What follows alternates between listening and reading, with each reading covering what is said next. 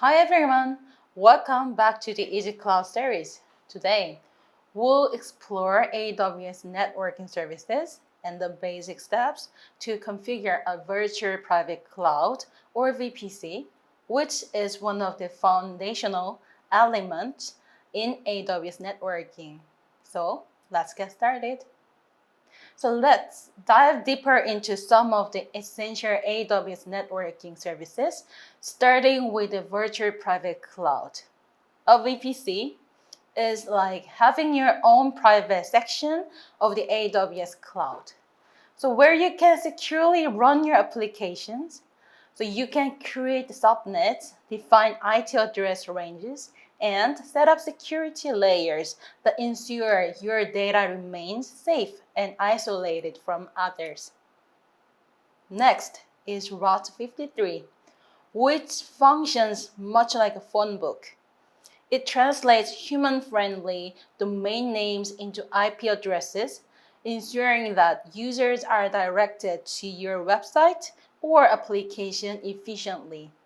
With Route 53, you can also register domain names and manage traffic flow based on the health of your resources.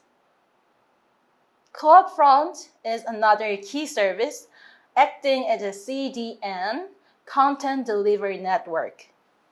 It speeds up the delivery of your website's content by caching it at various locations around the world, known as edge locations. This way, users can access your content with less latency. If your business needs a more direct connection to the cloud, Direct Connect offers a dedicated high-speed link between your on-premise environment and AWS. It also provides faster and more secure access than using the public internet, which is good for transferring large amounts of data. If you want secure connections over the internet, you can also use VPN, Virtual Private Network services in AWS, including site-to-site VPNs and client VPN. These services create a secure, encrypted tunnel between your location and AWS, ensuring that your communication is protected. When managing complex networks, TransGateway simplifies communication by acting as a central hub. It connects multiple VPCs, AWS accounts, and on-premises networks, allowing them to communicate efficiently through a single gateway. This is especially useful for organizations with intricate, large-scale network architectures. So now, let's take a closer look at VPC first, as it is a backbone of AWS network. Then, we'll go through advanced features of VPC and the networking key services. VPC is essentially your own private network within the AWS cloud. So think of it's like a gated community where you can control who comes in, who goes out, and how your houses or cloud resources are connected. So in a VPC, you can run your applications securely just like how you'd organize and protect rooms in your house. A VPC consists of a few basic parts. First, subnets. These are like neighborhoods within your VPC. They help you organize your resources into different areas based on their functions or security needs. For example, you might have one subnet for web servers that need to be accessible from the internet and another for databases that should be kept private. Next, route tables. These act like GPS systems. They determine how traffic is directed within your VPC and how it reaches external destinations such as the internet or other networks. Now, Internet Gateway. It is essentially a door that connects your VPC to the outside world. It allows your VPC to communicate with the internet so users can access your applications and services from anywhere.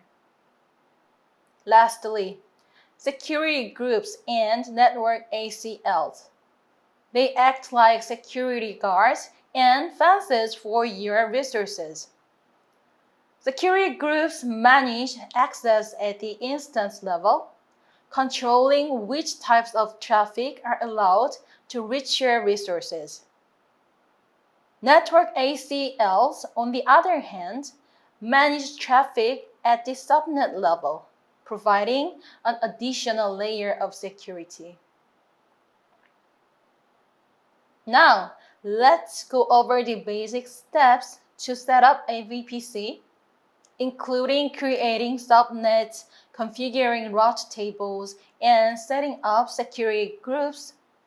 So in the AWS Management Console, you can start by naming your VPC and selecting an IP address range. For example, you can specify an IP version 4 CIDR block, which defines the IP address range available for your resources within the VPC. Now, let's briefly discuss how IP configurations work in AWS. When you create an EC2 instance, it automatically gets a public and a private IP. The public IP is temporary and changes if you stop and restart the instance, so it's not ideal for consistent external access. Instead, AWS offers elastic IP addresses, EIPs, which are fixed and can be assigned to your instances. Be aware that there is a charge for using public IPs, including EIPs, especially when associated with services like instances or NAT gateways. By default, you can assign up to 5 EIPs per region, but you can request more if needed. While private IPs are assigned based on the VPC's IP range, public IPs are assigned randomly. Okay, next, you create subnets within your VPC. You can divide your VPC's IP addresses range into subnets, each associated with a specific availability zone. You can create public subnets for resources that need to be accessible from the internet and private subnets for internet resources that you want to keep hidden.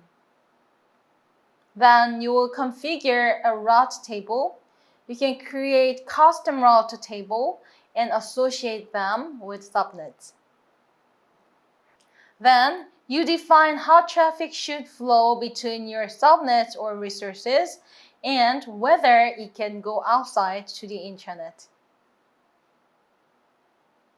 To allow your VPC to connect to the internet, you need an internet gateway.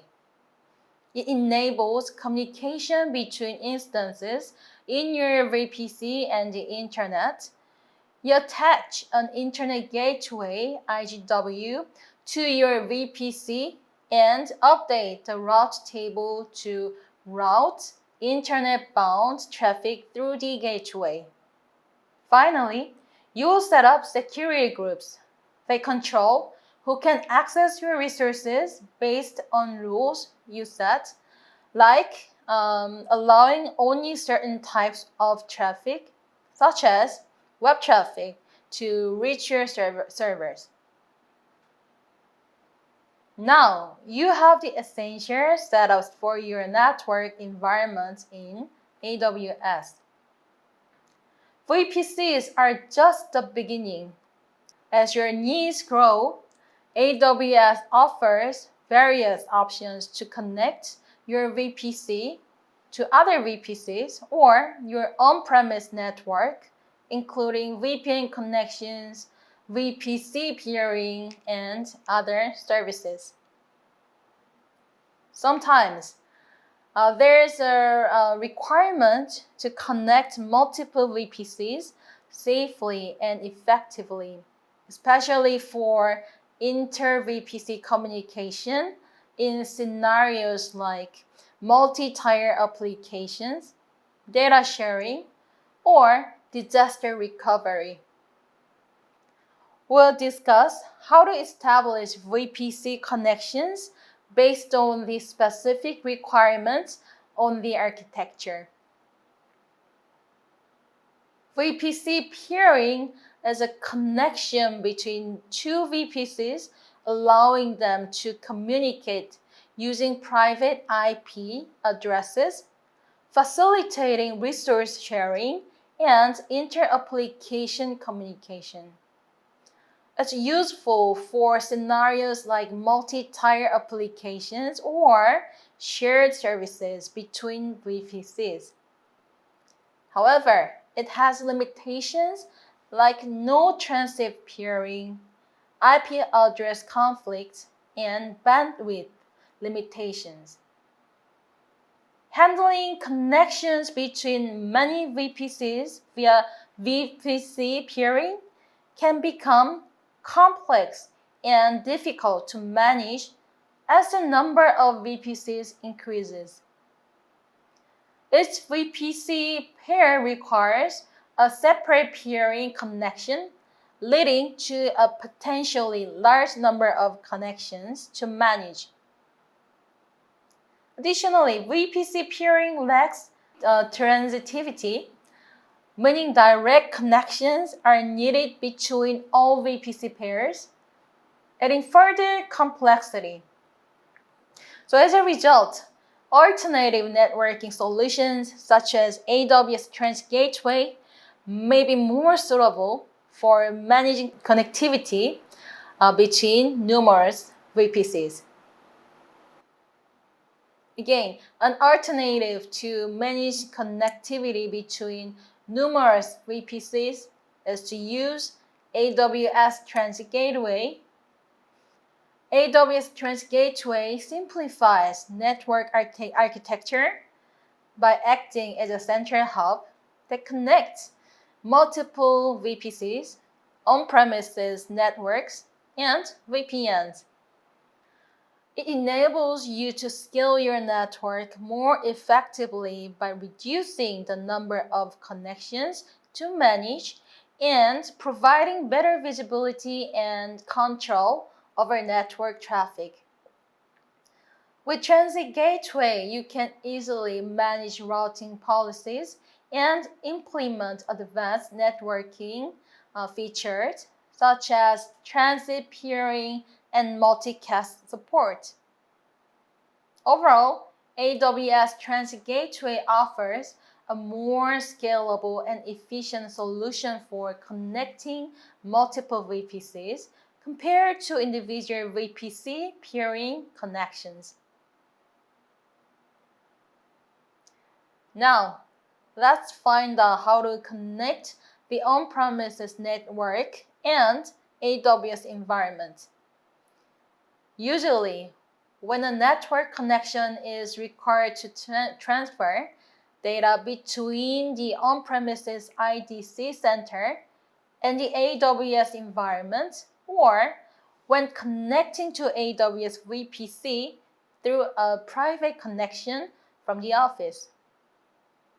The first connection option is a site-to-site VPN. Two network domains are connected using a virtual private network, VPN. This connection enables private communication, but only standard IPsec VPN connections are supported.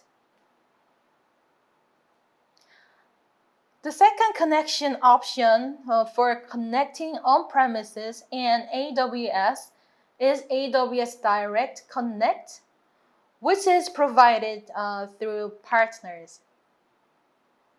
Direct Connect typically works better than VPN connections in AWS when there is a need for higher throughput, lower latency, and more consistent network performance. Direct Connect offers dedicated private network connections between on-premise infrastructure and AWS, providing higher bandwidth options and more predictable network behavior compared to VPN connections, which rely on public internet connections. Additionally, Direct Connect can be more cost-effective for some organizations with high data transfer volumes or stringent performance requirements. All right, so let's summarize today's session. AWS Virtual Private Cloud VPC serves as a foundation for building secure, scalable, and isolated network environments in the AWS cloud. So the organizations can optimize their cloud infrastructure, enhance security, and drive innovation. So thank you for your attention today. I hope this session has provided valuable insights into network services in AWS VPC and its configurations.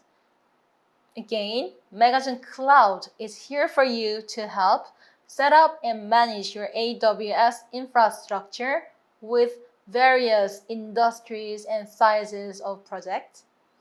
So feel free to reach out to us with any requests. Thank you and see you all next time.